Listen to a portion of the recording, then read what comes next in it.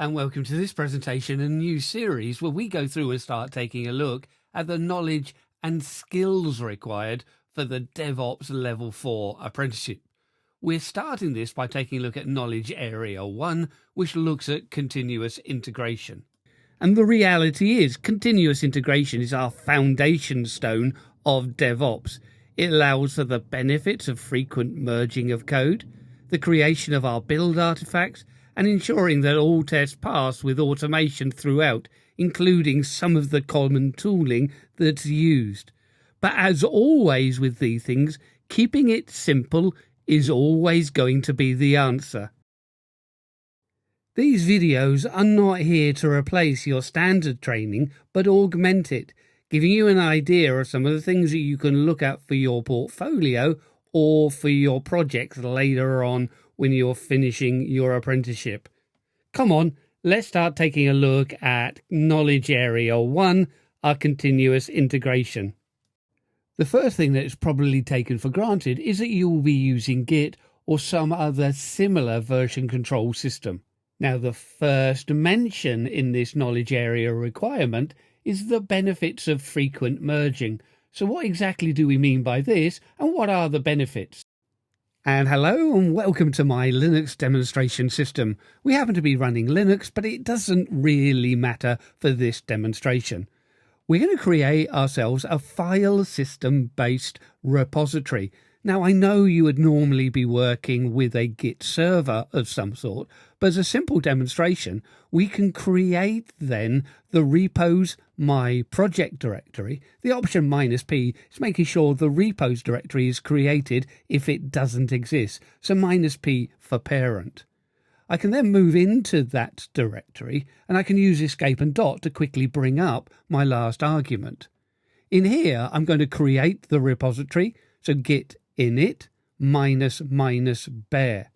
So this then creates a new and empty repository. Being a bare repository, what is normally the contents of the .git folder shows at the top level of the directory. So it is only a repository. It's not for us to work in. So we can then go through and clone this directory. So for this, I can just use cd to go back to my home directory. And now I'm going to use the git clone command. And for the method of access, I can actually just go through and put the file system path. So rather than using SSH or HTTPS, we can just go through and put repos/my project. That will have created the my project directory in my home directory. Hence, we put the repos directory first, so we wouldn't have a clash of directory names. But this is now my working repository. I can move into this, and this is where I'm going to make changes, add content, and then synchronize it back to the server. When I list this directory, we can see the hidden directory .git, and that .git folder is the metadata, all of the information relating to our repository. Now, this is a brand new system, so I haven't set anything up. When I go through and look at the git config -l, I don't see my email or author name, but when I do the listing, we can actually see that the remote origin is pointing through to the file system. So let's clear the screen, and remember that's Control and L. We can check out our Git status, and we can see then that we are working on our master branch, and obviously there's nothing to commit at the moment.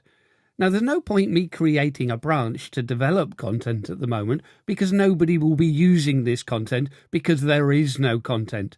So I can quickly create a README file, which, to be honest, is going to be quicker to read than it is to create, but at least we have some content now.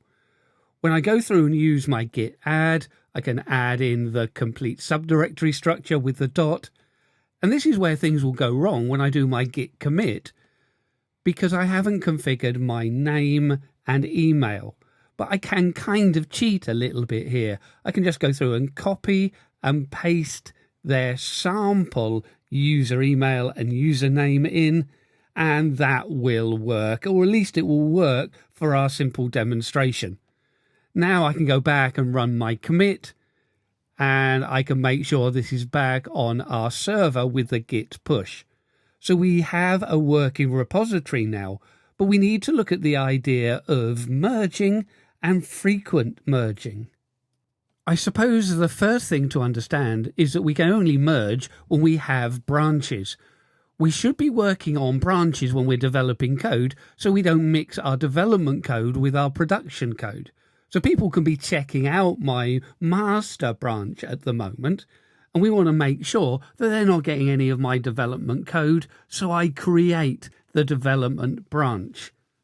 You can see when I take a look at Git status that we are up and running and working in the branch dev_Andrew. Now that I'm safely away from my development environment, I can start creating or editing scripts. So I'm going to create a very simple script here, a bash shell script. We're going to call it say_hello.sh. The first line of the script is often the interpreter we want to use. So I'm going to say we're going to use the bash interpreter. And we're going to read user input into a variable. So I'm going to specify read -p for the prompt. And we can put in some stupid text. So let's have enter a name. And then close our quotes. And we're going to populate the name variable. We can then print this back to the screen. So we can then have hello and $name inside of our double quotes. With this done, I'm very happy with this, but I do need to test it. So let's go through and save this. With this saved, we can go through and check that it works. Remember, we're still in our development branch. Say hello. We can then go through and type a name, and we get hello Fred. So that is marvelous. It's working first edit, so I'm happy to make the commit. Of course, adding this and committing it is going to be sending it through to my development branch. Still not available to other people at this stage. So I can run the add, I can run the commit with the commit message. I am very happy with this script.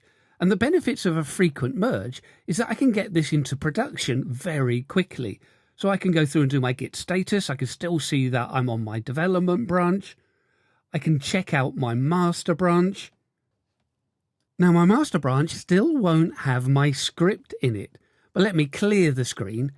We then merge my development branch, and that's now put the changes into the current master branch, which I can push back to the server. So now that's available to production and the code is ready to go. When we get in the habit of frequent merges, we enhance our collaboration. We're less likely to be duplicating our efforts and having merge conflicts. We're also increasing our code quality and the speed of getting the product to market. Having covered the idea of frequent merging, we can look at the big paragraph here, the creation of build artifacts and ensuring all tests pass with the automation throughout, including common tooling. Well, what they really mean by this is automated testing. By automating our tests, we can save ourselves a lot of pain and heartache, as well as making the whole process a lot smoother. Let's look at some of the tools that we can use. Jenkins is one of the common tools that are used for automating your tests. Jenkins can go through and check your repository for changes and then run any scripts that you configure. You can also run tools like Circle CI, but did you know you can automate your tests inside of Git? Yes, you did hear me right. Just using Git alone, we can automate our unit tests. When we list my current project, you can see I've added a couple of extra Python files, an ordinary Python file and the unit test file, but I've also set up a Python virtual environment so I'm able to install and manage my own modules. And I've installed PyTest, and we can now test our code by executing it. But of course, if I type PyTest and hit enter, we're reliant on me actually running the test. And I might not always be as diligent as I should be, especially on a Friday afternoon when I'm looking forward to getting away to watch the football or whatever. So automating a test is really the way to go. Now we've seen what it looked like when it works, but let's go through now and break my code. If I take a look inside of the adder.py file, we're adding two numbers together, but maybe I make a simple mistake and we leave the multiplication symbol or operator in there. Now, of course, we're not necessarily going to notice this, especially if the code is much longer. And this is why our unit tests are so important. But potentially now, my code is broken and I don't want to commit this. When I run the PyTest, we can see if I do diligently check, I'm able to see that there are errors. So I need to go through and check to find out what the errors are and make sure I don't put them into my production code. However, it's Friday afternoon and I'm not always going to be so diligent. So how is Git going to help me? Well, let's take a look inside of the hidden folder .git and the hooks subdirectory. Notice that we do have a whole heap of files, all with .sample, so they're not operational at the moment. They shouldn't have the extension. But if I go through into that directory, .git/hooks, and then I'm going to create a file called pre-commit. It has to be called pre-commit, not pre-commit.sample. So don't put the extension on. This is going to be a simple bash script. So I can go through and put my interpreter I want to use. I can run the PyTest, and this is going to happen automatically as soon as I try and make a commit, pre-commit before the commit. In my if statement, I can go through and look for the exit statement of the last command, which is PyTest. If it's not equal to 0, then it's gone wrong. 0 is an exit status that says everything was good. Anything other than 0, well, it all went pear-shaped. So I can echo this back to my user, and we can abort the commit. And we do that by exiting the process here, exit 1. If we leave the script with an error status of 1, then the commit is not going to happen. If we leave it with the exit status of 0, then the commit will happen. So a simple bash script, but let's go through and save this. With that saved, we can then go through and make sure that it is executable. Don't forget this step. So chmod, change mode, a+x for the .git hooks /pre-commit. We can then add our files to the staging area, run our commit, and put our commit message, and then see what happens when we try and commit. Well, look, it has all gone pear-shaped, but pear-shaped in a good manner. We can see it prints out the text at the bottom, but there's nothing after the text indicating that we haven't actually created a new commit object. So as I go through now and correct any errors that are in my code, I can go back then and change the multiplication symbol through to the addition symbol.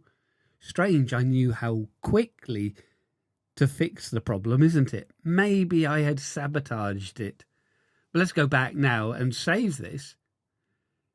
If I go back to my commit message, and this is all I've got to do now, is try and commit again.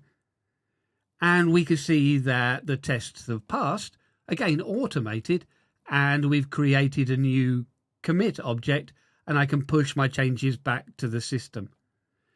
The hooks are created locally and are not actually part of the repository that is synchronized, so we can have different hooks for different users. So to summarize, you need to make sure you're using version control with frequent commits, allowing for great sharing, collaboration, and build quality. You also need artifacts to automate your testing. With that done, you're going to have happy users and happy developers. All that is left to say is thank you for watching. If you've enjoyed this, then you are probably sadder than I first thought. For more of this drivel, please subscribe, like and comment to @TheUrbanPenguin.